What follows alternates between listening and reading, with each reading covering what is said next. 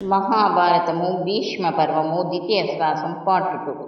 ద్వితీయ శ్వాసం నందు మరణించిన వారు ధృతరాష్ట్ర కుమారులైన సేనాపతి సుశేషణుడు, జలకంధుడు, భీమబాహుడు, ఉగ్రుడు, భీముడు, భీమరథుడు, సులోచనుడు. దుష్టద్యుమ్నుడి చేతిలో వీరసర్గం పొందినవారు శల్యుడి కుమారుడు అభిమన్యుని చేతిలో వీరసర్గం పొందినవారు మగధరాజు. ఘటోత్కచుకుని చేతిలో వీరసర్గం పొందినవారు భగదత్తుడు. కౌరవ పక్షాన భూరిశ్రవుడి చేతిలో వీరసర్గం పొందినవారు సాత్యాకి కుమారుడు. నాలుగవ రోజు యుద్ధానికి భీష్ముడు అపారమైన సైన్యాలను తీసుకుని వచ్చాడు. ద్రోణుడు, సుయోధనుడు, బహైలికుడు రణరంగం చేరుకున్నారు. భీష్ముడు భీకరంగా శంఖానాదం చేశాడు. గజ సమూహాలు గీకారం చేశాయి. పాండవ సేనలు కూడా రణరంగ ప్రవేశం చేశాయి. కృష్ణ అర్జునులు సూర్యచంద్రులలా ప్రకాశిస్తూ పాంచజన్య దేవదత్తములు పూరించారు. మిన్నంటి భేరి సూర్యనాదముల మధ్య ఇరుపక్షాలు యుద్ధానికి సిద్ధమయ్యాయి. ఇరుపక్షాలు తలపడ్డాయి. తోమరములు, బల్యములు, గదలు, కుంతములు మొదలైన ఆయుధములతో కాల్బల పోరు సాగిస్తుంది. కరవాలములు తిప్పబడుతున్నాయి. గదలు, ముసలములు, ముద్గరములతో ఒకరిని ఒకరు మోదుకుంటున్నారు. భీష్ముడు అంతటా తానే యుద్ధం చేస్తున్నాడు. సుయోధనుడు, ద్రోణుడు, విభశంతి, కృపాచార్యుడు, శల్యుడు, సోమదత్తుడు భీష్ముణ్ణి వెన్నంటి ఉన్నాడు. ఇది చూసిన అభిమన్యుడు ఒక్కడే వారందరినీ ఎదుర్కొని వారంతా ప్రయోగించిన బాణములను తుంచివేస్తున్నాడు. భీష్ముడు అభిమన్యుడిని విడిచి అర్జునునితో పోరాడుతున్నాడు. భీష్మ అర్జునుల పోరు భీకరం కాగానే ఇరుపక్షముల వారు అది తిలకించసాగారు. అభిమన్యుని ప్రతాపం. అశ్వత్థామ, భూరిశ్రవుడు, శల్యుని కుమారుడు చిత్రసేనుడు ఒక్కుమ్మడిగా అభిమన్యుణ్ణి ఎదుర్కొన్నారు. అభిమన్యుడు చిరునవ్వుతో అశ్వత్థామ గుండెలను గురిపెట్టి బాణములను విడిచాడు. భూరిశ్రవుణ్ణి ఓడించాడు. అభిమన్యుని వంటి వీరుడు కౌరవ సేనలో కరువయ్యారు. అర్జునుడు అభిమన్యుని చూస్తూ కౌరవ సేనలను అంతటా అతనే చీల్చి చెండాడుతున్నాడు. సుయోధనుడు, సుశర్మ, కృతవర్మ, కేకయ్య రాజులతో 35,000 రథికులతో అభిమన్యుణ్ణి చుట్టుముట్టాడు. అర్జునుని కొంత దూరంలో చూసిన దుష్టద్యుమ్నుడు తన రథంను అటు పోనిచ్చాడు. అర్జుని దాటి ముందుకు వెళ్ళి కృపాచార్యునిపై 3 శరములను, శల్యునిపై 10 శరములను, కృతవర్మపై 1 బాణమును వేసి వారి హయములను, రథములను కూల్చాడు. శల్యుని కుమారుని మరణం. అప్పుడు శల్యుని కుమారుడు దుష్టద్యుమ్నుని మీద 10 శరములు సంధించి అతని సారథిని మరొక 10 అమ్ములతో కొట్టాడు. దుష్టద్యుమ్నుడు కోపించి ఒక బల్లబాణంతో శల్యకుమారుని విల్లును తుంచాడు. నాగాశ్రమును సంధించాడు. శల్యతనయుని రథమును, హయములను కొట్టాడు. శల్యతనయుడు కిందకు దిగి కత్తి ఢాలుతో శత్రువులను తునుమాడుతున్నాడు. దుష్టద్యుమ్నుడు గదాయుధంతో శల్యకుమారుని ఎదుర్కొన్నాడు. దుష్టద్యుమ్నుని గదాఘాతమునకు శల్యకుమారుని కత్తి డాలు విరిగిపోయాయి. 2వ దెబ్బకే శల్యకుమారుని తల పగిలిపోయింది.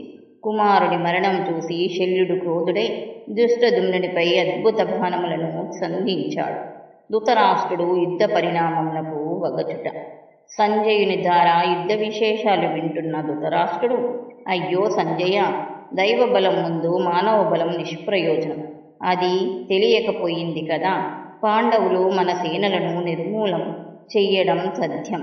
నా కుమారుని దుర్బుద్ధి వలనే కదా ఇది అంతయు సంభవించింది.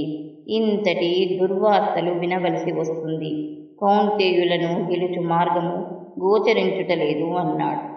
సంజయుడు, రాజా, ఇప్పుడే ఏమి చూశాం? ఇంకా ఎంతో మంది వీరులు చనిపోయారు, చెబుతాను విను. శల్యుడు దుష్టద్యుమ్నుని మీద శరవర్షం కురిపించి వివిధములైన అస్త్రములతో నొప్పించాడు. అది చూసిన అభిమన్యుడు దుష్టద్యుమ్నునికి సహాయంగా శల్యుని మీదకు వచ్చాడు.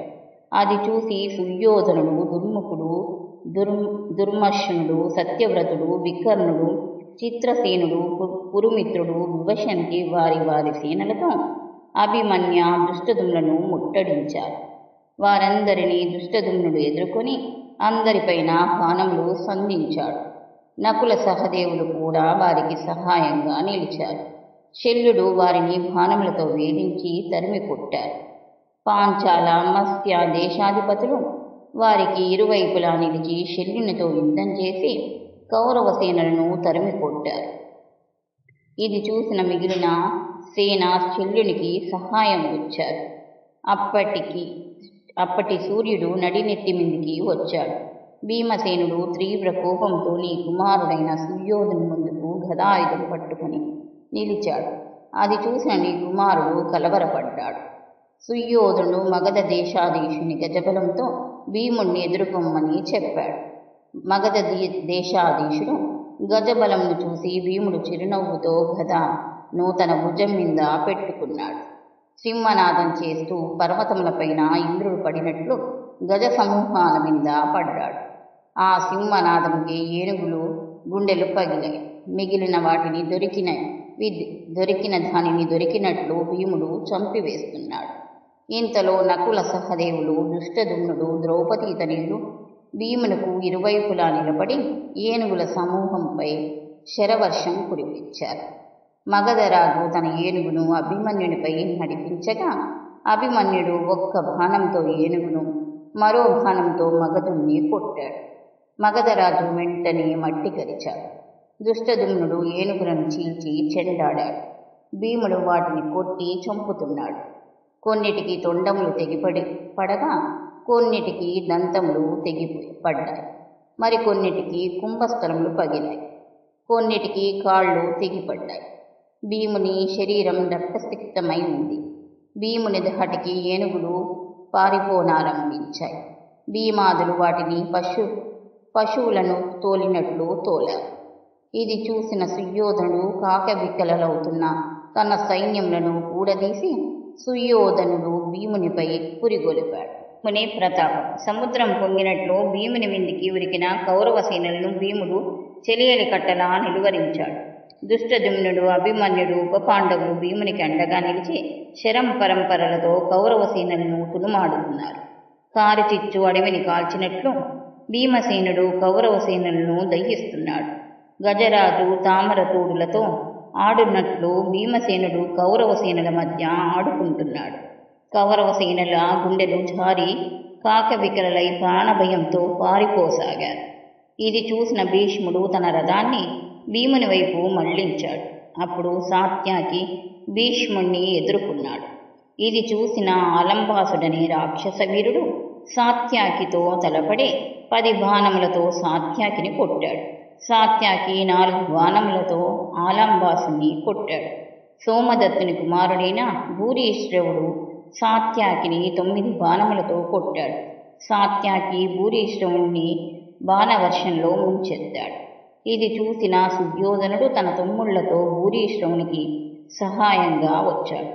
అందరూ ఒక్కుమ్మడిగా సాత్యకిని చుట్టుముట్టారు. ఇది చూసిన భీముడు రెచ్చిపోయాడు. సుయోధను మీద, అతని తమ్ముల మీద బాణవర్షం కురిపించాడు. భీముని దాటికి ఆగలేక సుయోధుని తమ్ములు తలొక దిక్కుగా పారిపోయారు. తమ్ముల అవస్థ గమనించిన సుయోధనుడు భీమునిపైన 9 బాణములు ప్రయోగించాడు. భీముడు నేలపై నుండి రథము ఎక్కి సుయోధునిపై 10 బాణములు వేశాడు. 3 బాణములు సుయోధుని సారథిపై వేశాడు. ప్రతిగా సుయోధనుడు భీమునిపైన, అతని సారథిపైన 60 బాణములు వేశాడు. ఒక్క బాణంతో భీముని విల్లు తుంచాడు. భీముడు మరొక విల్లందుకుని బల్యబాణం సంధించి సుయోధుని విల్లు తుంచాడు. సుయోధనుడు వేరొక విల్లు అందుకొని వజ్ర సమాన బాణంతో భీముని గుండెలో గురి చూసి కొట్టాడు. ఆ దెబ్బకు భీమసేనుడు మూర్ఛిల్లాడు. అది చూసిన అభిమన్యుడు, దుష్టదుమ్న, ఉపపాండవులతో ఒక్కసారిగా సుయోధునిపైన పడ్డారు. ఇంతలో భీమసేనుడు సేద తీరి ఒక్కసారిగా కౌరవసేనపై పడ్డాడు. వారంతా శల్యునిపై, సుయోధునిపై శరం పరంపర కురిపించారు. సింహమును చూసిన ఏనుగుల కౌరవసేన పలాయనం చిత్తగించింది. ధృతరాష్ట్ర కుమారులను భీముడు హతమార్చుట.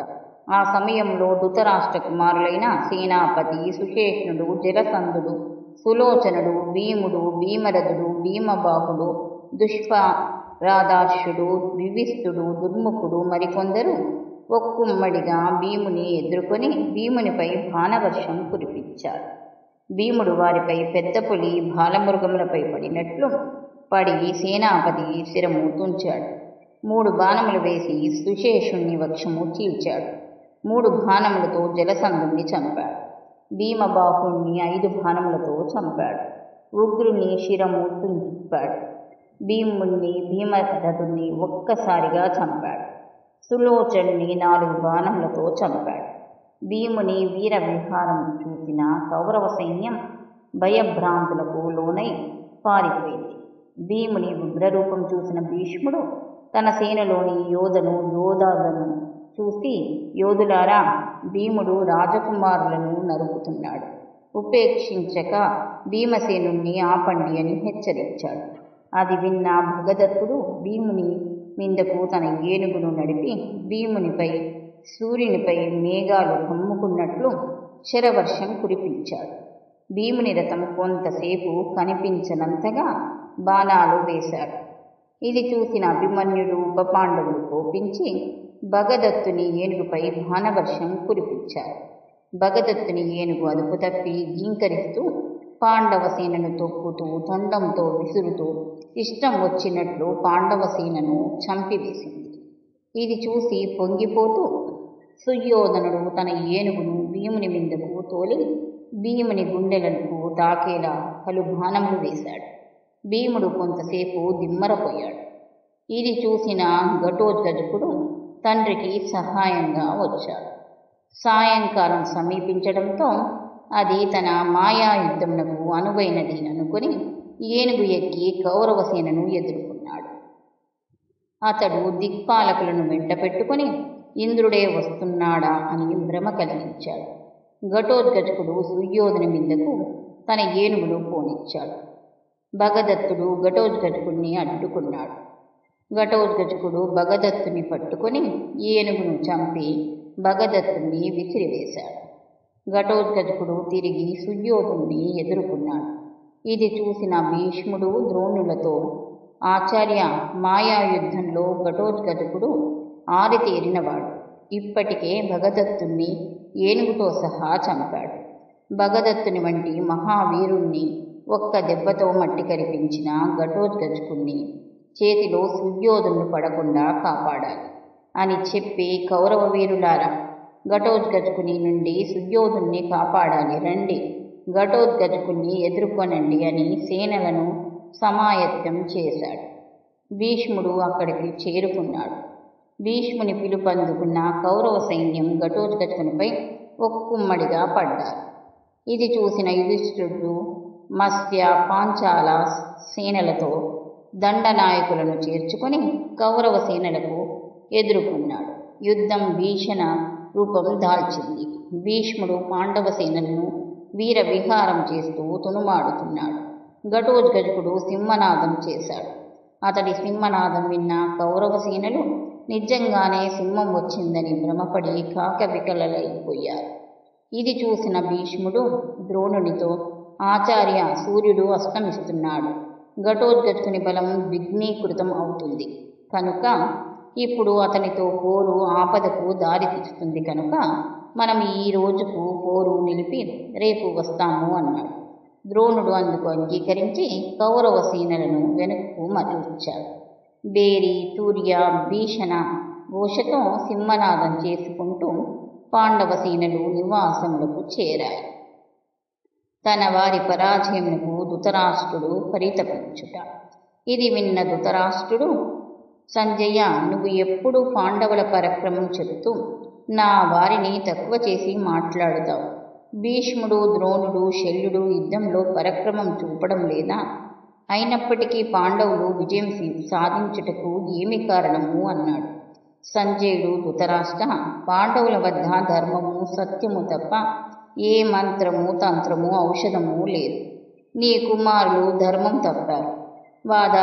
వారు అధర్మ మార్గాన నడవడం నీకు తెలిసినా నువ్వు అది ఆపలేదు. ధర్మమేవ జయతే అన్నది ఆరోక్తి కనుక పాండవుల విజయం, కౌరవుల అపజయం సత్యం. విదురుడు చెప్పినది తెలుసు కదా. నీలానే సుయోధనుడు భీష్ముణ్ణి అడిగాడు.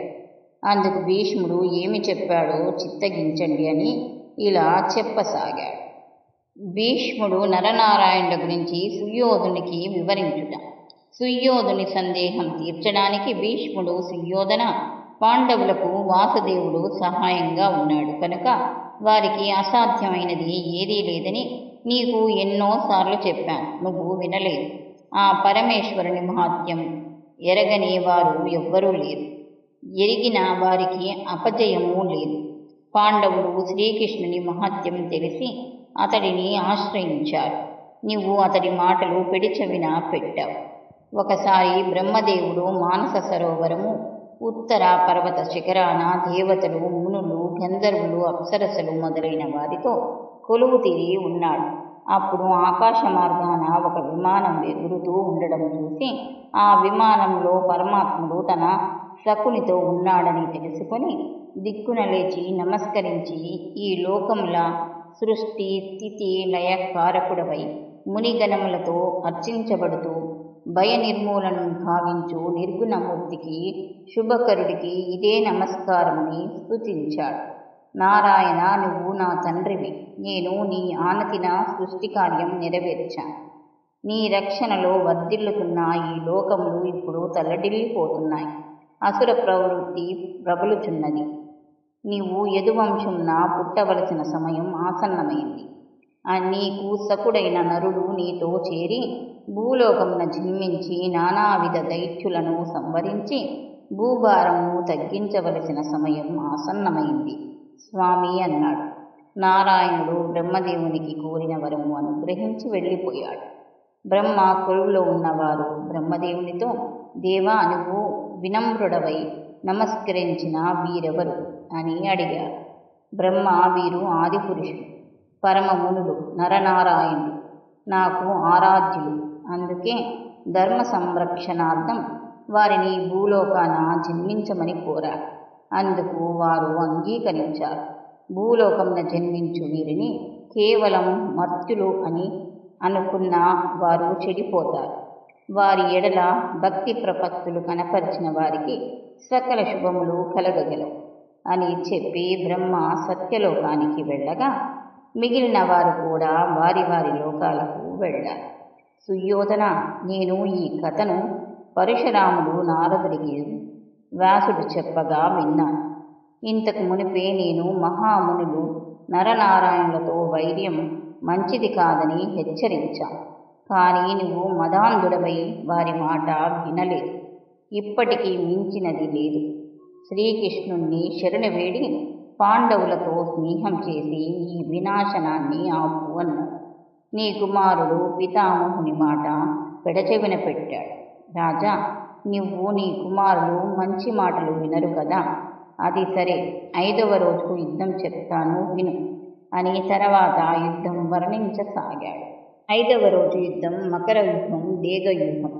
5వ రోజు యుద్ధానికి కౌరవ సేనల భీష్ముని సారథ్యంలో మకర వ్యూహంలో నిలిచాయి.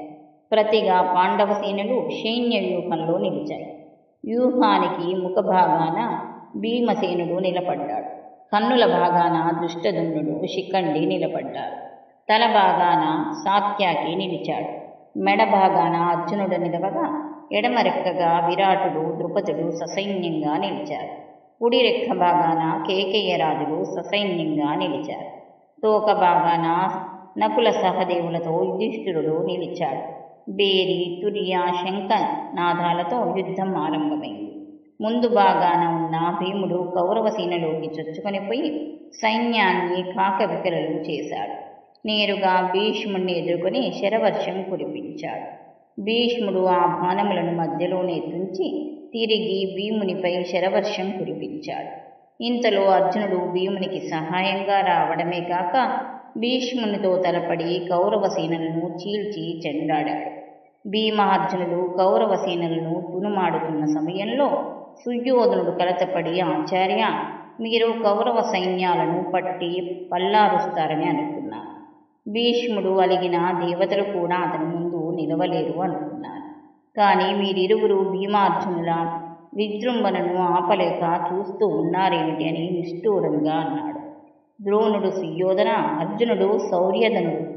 అతడిని జయించుట అసాధ్యమని నేను ముందే చెప్పాను.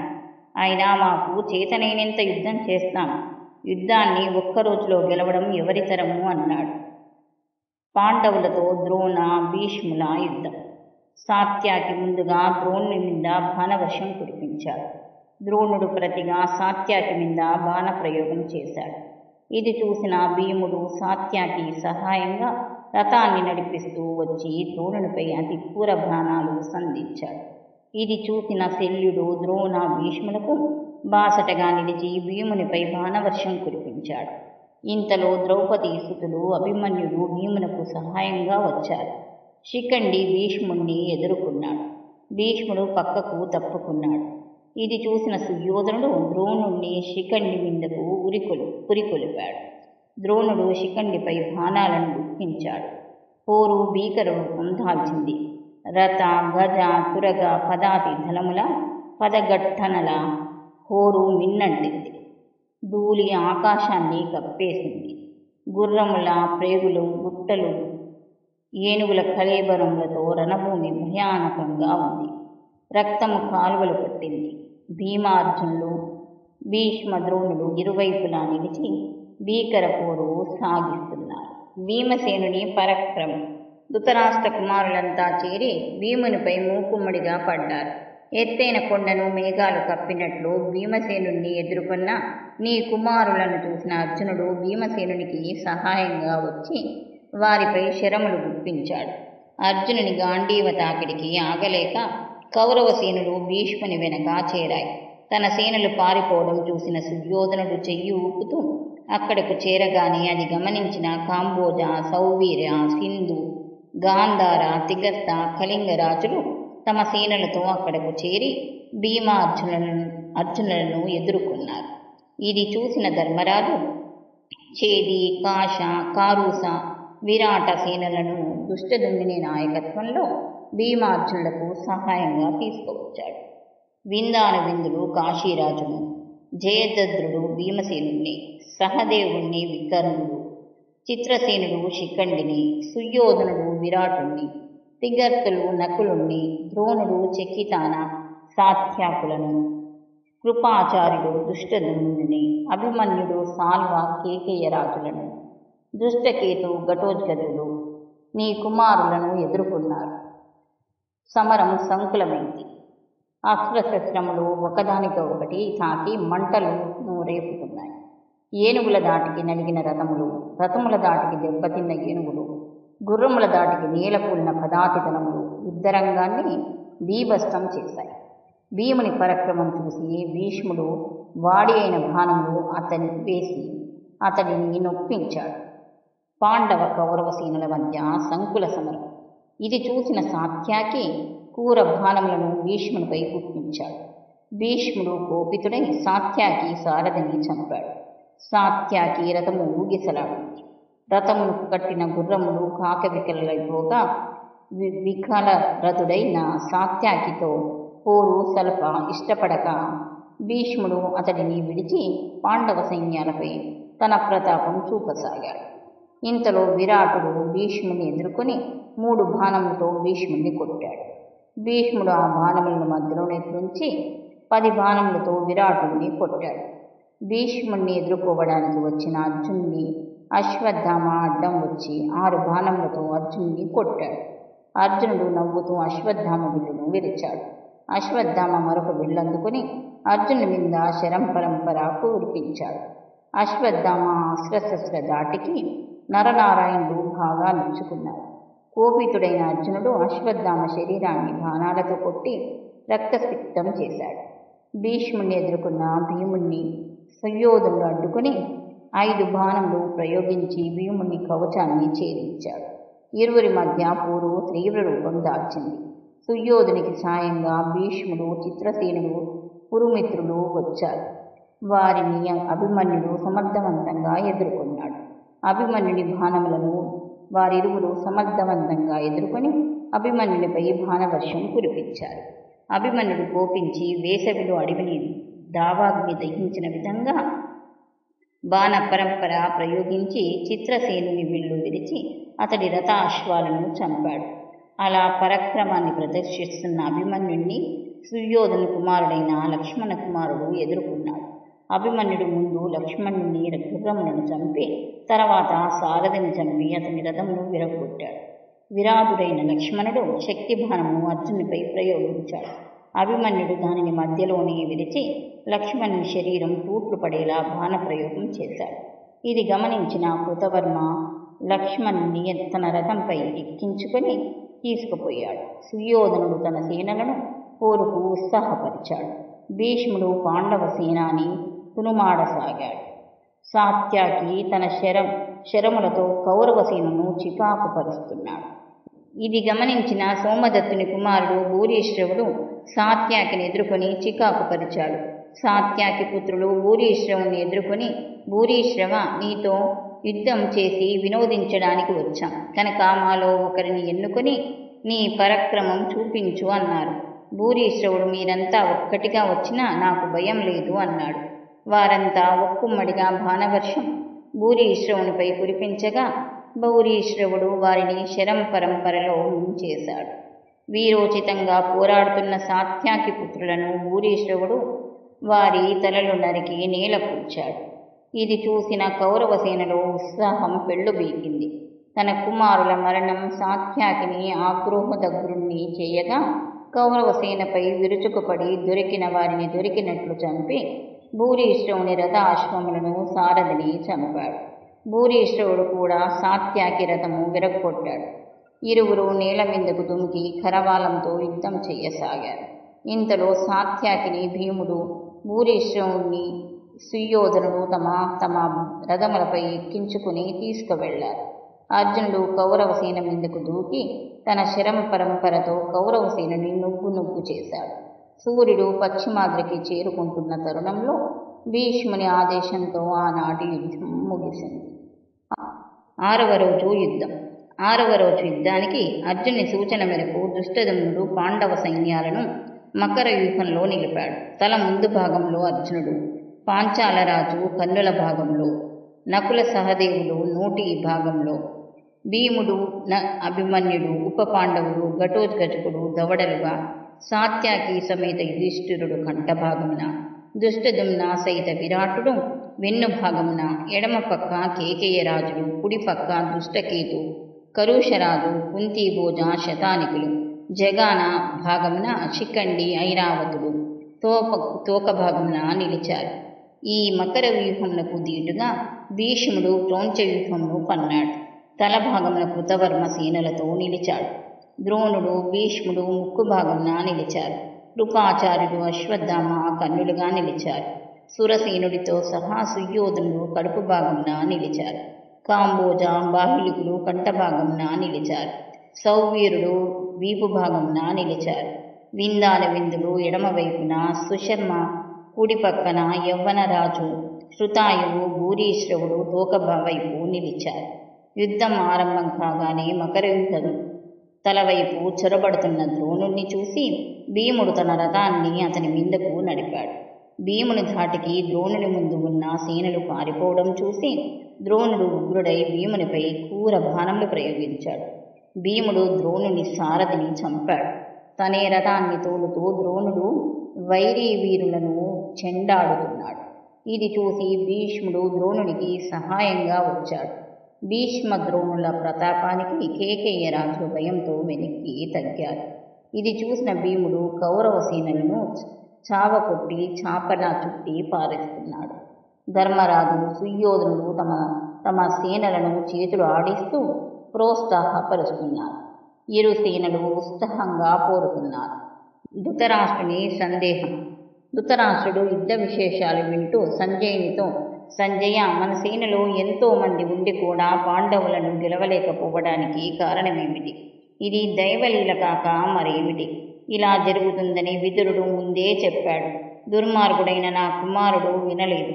బుద్ధి కర్మానుసారి అన్నారు కదా అని విరక్తి చెందాడు. సంజయుడు, మహారాజా, నీ కుమారుడు తెలియనివాడు, యుక్తాయుక్త వివేచన లేనివాడు. నాడు జూదం ఆడినప్పుడే మనం ఊరుకోకుండా ఆపి ఉంటే ఈ దారుణ యుద్ధం సంభవించేది కాదు కదా. ఇంకా పశ్చాత్తాపం మాని యుద్ధక్రమాన్ని ఆలకించు అన్నాడు. ఆ సమయంలో భీముడు కౌరవ సేనలోకి చొచ్చుకొని పోతూ ధృతరాష్ట్ర కుమారులైన దుశ్శాసనుడు, జయుడు, దుస్సాహుడు, జయసేనుడు, వికర్ణుడు, చిత్రసేనుడు, చారుమిత్రుడు, సుదర్శనుడు, సువర్ముడు, దుష్కర్మణుడు ఒకే చోట ఉండటం గమనించి రథాన్ని వారి ముందు నిలిపాడు. అది చూసి వారు, అడుగో భీముడు, వాడిని అందరం కలిసి చంపుదాం రండి అని తమ సేనలతో ఒక్కసారి చుట్టుముట్టారు. భీముడు తన సారథితో చెప్పి రథాన్ని అక్కడే నిలిపి దిగి కాలినడకన వారిని ఎదుర్కొని యుగాంతంన యమధర్మరాజు వలె కౌరవ సైన్యాన్ని చంపసాగాడు. ఏనుగుల కుంభస్థలములను మోదుతూ హయములను చంపుతూ రథములను నుగ్గు చేస్తున్నాడు. నేలపై నిలబడి అందరితో ఒక్కడై యుద్ధం చేస్తున్నాడు. ద్రోణునితో యుద్ధం చేసి అలసిపోయిన దుష్టదుమ్నుడు ఆ ప్రదేశానికి వచ్చి భీముని రథం చూసి ఖిన్నుడై సారథిని, భీముడెక్కడా? అతడు నా బహిర్ప్రాణం, అతడు లేక నేను ఉండలేను అని అడిగాడు. సారథి, మహారాజా, అడుగో భీముడు నన్ను ఇక్కడ నిలిపి తను అక్కడ ఒక్కడే యుద్ధం చేస్తున్నాడు అని భీముణ్ణి చూపాడు. దుష్టదుమ్నుడు భీముడి చెంతకు వెళ్ళి, భీమసేన, నీ పరాక్రమము చూపు, నేను కూడా నీకు సహాయం, కౌరవ సేనలను నువ్వు చేస్తాను అని కౌరవ సేనలను చెండాడడం మొదలుపెట్టాడు. అది చూసిన నీ కుమారుడు, ఈ దుష్టదుమ్నుడిని వదలకండి, చంపండి అన్నాడు. అది విని అతని సోదరులు దుష్టదుమ్నుడిని చుట్టుముట్టారు. దుష్టదుమ్నుడు తన గురువు ప్రసాదించిన సమ్మోహనాస్త్రము వదిలాడు. నీ కుమారులంతా మూర్ఛిల్లారు.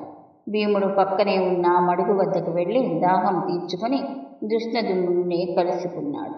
దుష్టదుమ్నుడు తప్పుకున్న తర్వాత పాంచాలరాజు ద్రోణునితో యుద్ధానికి తలపడ్డాడు. ద్రోణుని ధాటికి ఆగలేక పాంచాలరాజు పక్కకు తప్పుకున్నాడు. తన నుండి తప్పుకున్న దుష్టదుమ్నుడు ఎక్కడా అని పరికించి చూడగా కౌరవ సేనలు సమ్మోహనాస్త్రానికి కట్టుబడ్డారని గ్రహించి ప్రజ్ఞాస్త్రాన్ని ప్రయోగించి వారిని విముక్తులను చేశాడు. మూర్ఛ నుండి తేరుకున్న నీ కుమారులు ద్రోణుని అండ చూసుకుని భీమసేన దుష్టదుమ్నుల మీదకు తిరిగి ఉరికారు. యుధిష్ఠిరుడు దుష్టదుమ్నునికి సహాయం పంపుట. ఇది చూసిన యుధిష్ఠిరుడు కేకయ్యరాజులు ఉప పాండవులను దుష్టకేతులను చూసి, మీరంతా అభిమన్యునితో కలిసి భీమ దుష్టదుమ్నులకు సహాయం వెళ్ళండి అని ఆదేశించాడు. వారి సహాయంతో భీముడు పాదాచారి అయి ఊచకోత కోస్తున్నాడు. ద్రోణుడు దుష్టదుమ్నుని విల్లు విరిచాడు. అతడు మరొక విల్లు తీసుకోగానే దానిని కూడా విరిచాడు. వెంటనే దుష్టదుమ్నుడు అభిమన్యుని రథము ఎక్కాడు. అది చూసిన పాండవ సేనలు వెనకకు తగ్గాయి. సుయోధనుడు భీముని ఎదుర్కొన్నాడు. దుష్టదుమ్నుని ఆ సారథి మరొక రథము తీసుకువచ్చి అందులో అతడిని ఎక్కించుకున్నాడు. దుష్టదుమ్నుడు తిరిగి ద్రోణుణ్ణి ఎదుర్కొన్నాడు. విశోకుడు రథము తీసుకువచ్చి భీముణ్ణి ఎక్కించుకున్నాడు. భీముడు సుయోధనుపై బాణములు గుప్పించాడు, సంధించాడు. సుయోధనుడు భీముని శరములతో కప్పాడు. నీ కుమారులు ఎలాగైనా భీముణ్ణి పట్టాలని ముందుకు కదిలారు. అభిమన్యుడు, దుష్టకేతు, ఉప పాండవులు వారిని ఎదుర్కొన్నారు. భీముడు కూడా వారిని తరిమి కొట్టాడు. ఈ రోజుకు నా చేతిలో చచ్చారు అంటూ వారిని తరుముతున్న భీముణ్ణి సుయోధనుడు భీముణ్ణి ఎదుర్కొనమని సైన్యాలను పురికొల్పాడు. భీమ సుయోధనుల మధ్య పోరు సంకులమైంది. వికర్ణుడు చిత్రసేనుతో కలిసి అభిమన్యుడిని ఎదుర్కొన్నాడు.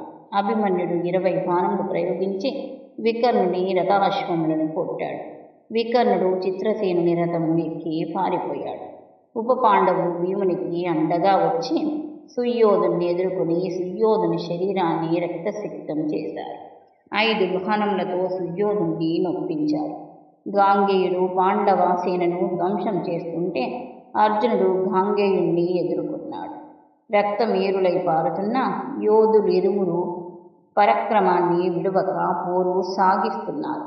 వాయునందనుడైన భీముడు సుయోధుణ్ణి ఎలాగైనా సంహరించాలన్న తలంపుతో అతనికి ఎదురుగా నిలిచి, సుయోధన, ఎంతో కాలంగా ఎదురు చూస్తున్న సమయం ఆసన్నమైంది. కుంతీదేవి దుఃఖము, ఆమె కోడలు ద్రౌపది పగ తీర్చుకునే సమయం వచ్చింది. నాడు శ్రీకృష్ణుని మాటలు లక్ష్య పెట్టినందున, ఉలుకుని చేత పరుషమైన మాటలు పలికించినందున నా పరాక్రమంతో సమాధానం చెప్తానని పలుకుతూ సుయోధుని రథాశ్వాలను చంపి కేతనమును విరగ్గొట్టి రథసారథిని చంపి అతని విల్లు విరగ్గొట్టాడు. సుయోధనుడు మరో విల్లు అందుకునే లోపల అతనిపై 10 బాణములు విడిచాడు. సుయోధుని శరీరం నుండి రక్తం పెళ్ళుబీకి మూర్ఛ వచ్చినంత పనైంది. ఇంతలో జయద్రథుడు తన సైన్యంతో వచ్చాడు. కృపాచార్యుడు తన రథంలో ఎక్కించుకొని సుయోధుని తీసుకువెళ్ళాడు. అభిమన్యుడు ఉపపాండవులతో కలిసి భీమునితో జయద్రథ సైన్యాలను ఎదుర్కొన్నారు. చిత్రసేనుడు, చిత్రుడు, చిత్రాక్షుడు, చారుత్రుడు, సులోచనుడు, నందుడు, ఉపనందుడు రౌద్రంతో అభిమన్యునితో పోరాడుతున్నారు. అభిమన్యుడు వారిని ఎదుర్కొని ఒక్కొక్కరిని 5 బాణములతో కొట్టి వారి శరీరాన్ని రక్తసిక్తం చేశాడు. వికర్ణుడు మరో రథం ఎక్కి సోదరులకు సహాయం ఇచ్చాడు. అభిమన్యుడు వికర్ణుని విల్లు వెక్కించి సారథిని చంపి రథాశ్వములను చంపి కేతనమును విరిచాడు. ఇది చూసిన కురుకుమారులు ఒక్కసారిగా అభిమన్యునిపై పడ్డారు. ఉపపాండవులు అభిమన్యుని అడ్డుగా నిలిచి కురుకుమారులను ఎదుర్కొని వారి కేతనములను విరిచి వారిపై బాణవర్షం కురిపించారు. నీ కుమారులు వారి దాటికి ఆగలేకపోయారు. నకులుని కుమారుడైన శతానికుడు తన సైన్యంతో కేకయ్య పాంచాల రాజులకు సహాయం వచ్చి వారితో కలిసి కౌరవ సేనని తునుమాడసాగారు. సూర్యుడు అస్తమించగానే భీష్ముడి సూచన మేరకు 6వ రోజు యుద్ధం చాలించారు.